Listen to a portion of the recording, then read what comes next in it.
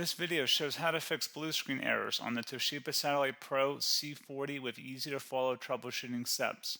Learn how to resolve Windows crashes and improve system reliability. So while you're performing updates, you're getting an IRQR not less or equal message, K-mode exception not handled, kernel data in page error. A lot of errors pertain to this problem, and we're going to go ahead and jump into what should hopefully be a pretty straightforward process, guys. And we're going to go ahead and jump right into it.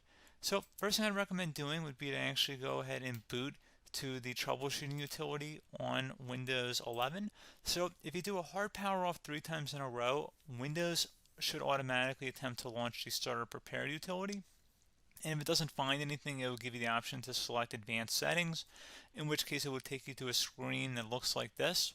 Now, if it does not take you to a screen that looks like this, or you're unable to get to that, you can also download the Windows 10 Media Creation Utility, or Windows 11. They probably will make a creation utility for Windows 11 at some point.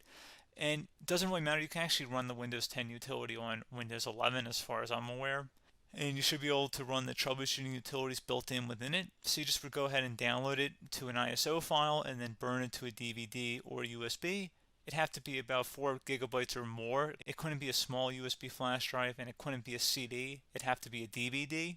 And then you'd boot your computer from it. So depending on the computer manufacturer, you'd have to tap a different key on your keyboard in order to launch that menu, in order to select what boot drive you want to go off of. So it could be anything between the escape key, F2, F8, F12, for example. And those are the function keys on the top of your keyboard. So you may have to just do a little bit of trial and error. Shouldn't take you more than a couple minutes.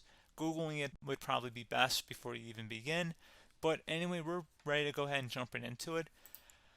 So we're on the choose an option page. So these will look very similar whether you're booting from it directly within Windows itself, or if you're plugged in a USB flash drive with the media creation utility installed and you selected the recovery option. So when you are setting up your Windows 11 installation or Windows 10, depending on the drive you're using, there should be an option to repair your computer in the bottom left corner of the dialog window, one of the first screens that comes up. You go ahead and select that, and then it would take you to a troubleshooting screen like you see here. And you want to go ahead and select troubleshoot, reset your PC, or see advanced options. And then there are going to be a whole bunch of options in here that we're going to explore in today's video. The first one, we're going to actually go underneath advanced options and then select startup prepare, fix problems that keep Windows from loading. So go ahead and select that first.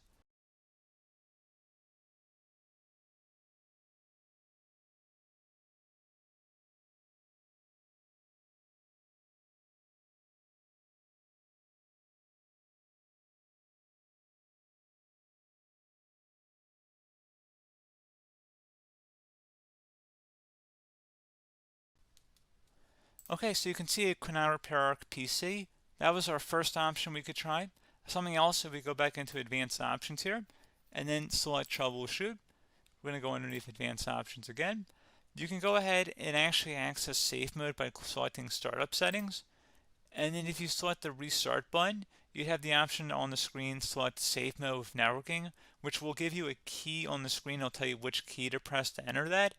I believe it's the F7 key. It'll do that for you. I'm not going to go over that in today's tutorial because I don't really want to go into safe mode, but you're more than welcome to attempt that by going into here and then selecting restart. Again, it'll launch another screen. It'll say what key do you want to press, and it'll give you like 7 or 8 different options, and you want to select safe mode with networking. There's also an option for a command prompt too, but that's going to be something we're going to cover later in this video, and we don't even have to go through that in order to access it. So that's why I'm not going to really push for that, because unless you know exactly what's causing the problem, you probably don't need to go into safe mode. Unless you're trying to recover files, in which case then you definitely can go into safe mode, but we're trying to actually recover our computer here. So I hope that makes sense.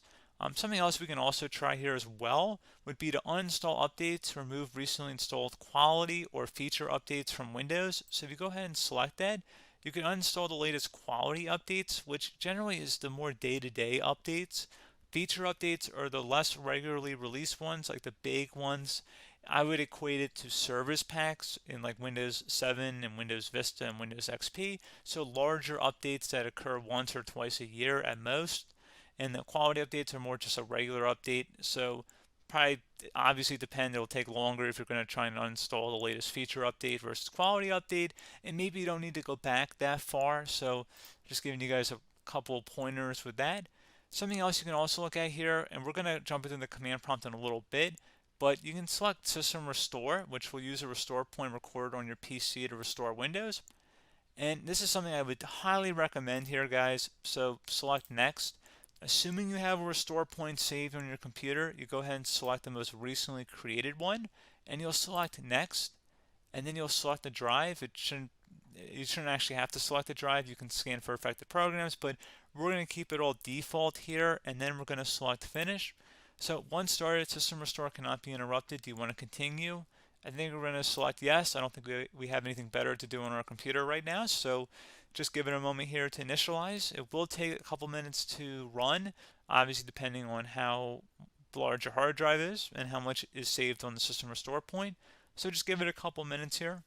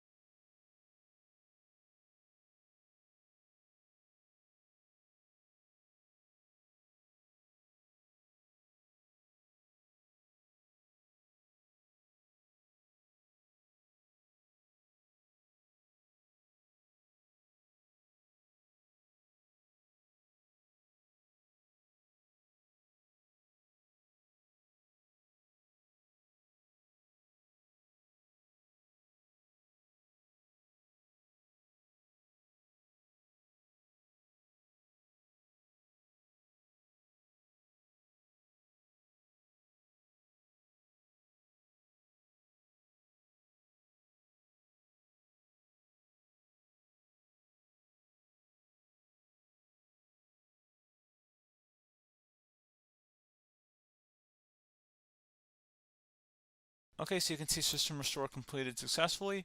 The system has been restored. Your documents have not been affected. Click the Restart button to restart your computer. Go ahead and select Restart.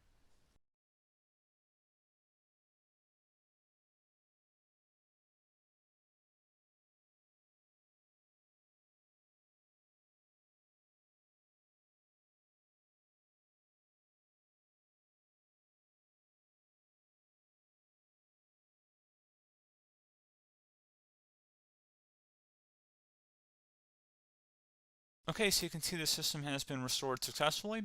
We're going to go over a couple different methods in addition to that if that did not work. So I'm just going to pause the video and we're going to start back on the recovery screen that we started with. Okay, so a couple other things we can try here too. If you go back into troubleshoot, you can select reset your PC, while you choose to keep or remove your personal files and then reinstalls Windows. You can select to keep my files, which will remove apps and settings but keeps your personal files. You can also select remove everything, which will remove all of your personal files, apps, and settings. So this is more of a factory reset, the second option here.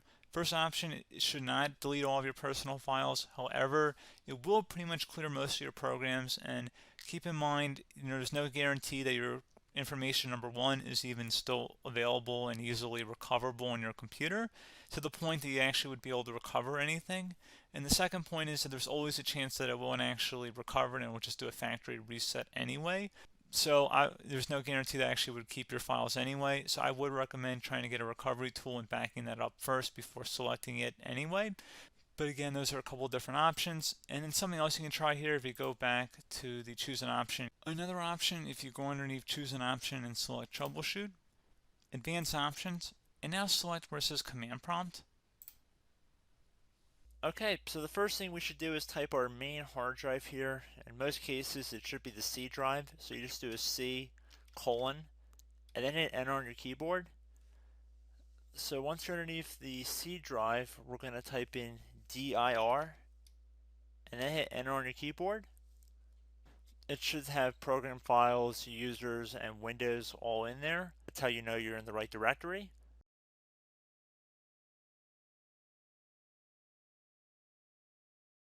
In some cases, it might be the D drive as well, so just keep that in mind.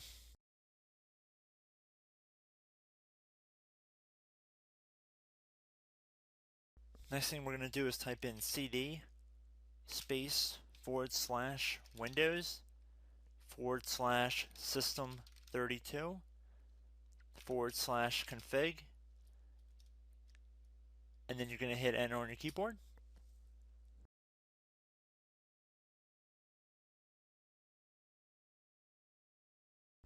So now you're going to type MD space backup.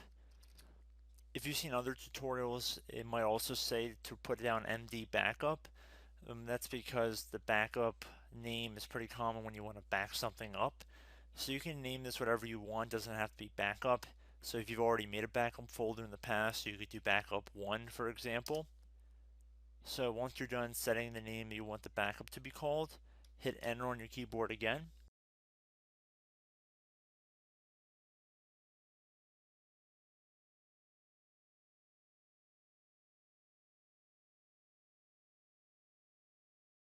At this point you want to type copy, C-O-P-Y, space, then you want to do the star symbol above the 8 key, then do a period or a dot, whatever you want to call it, then another star sign, and then another space, and then type backup, and then hit enter on your keyboard.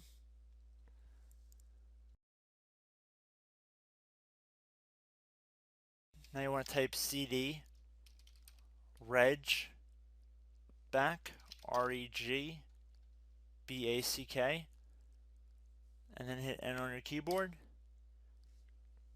So now that we are under the reg back, so now you want to type dir again, and then hit enter.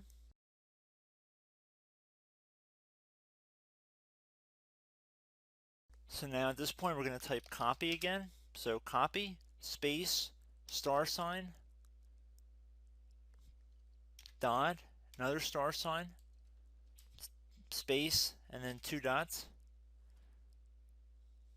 So we're going to type copy, space, star sign, dot, sign,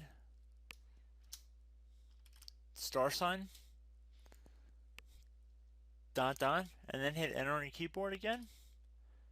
So for overwrite, you want to overwrite all. So type A on your keyboard, so capital A, and then hit enter on your keyboard.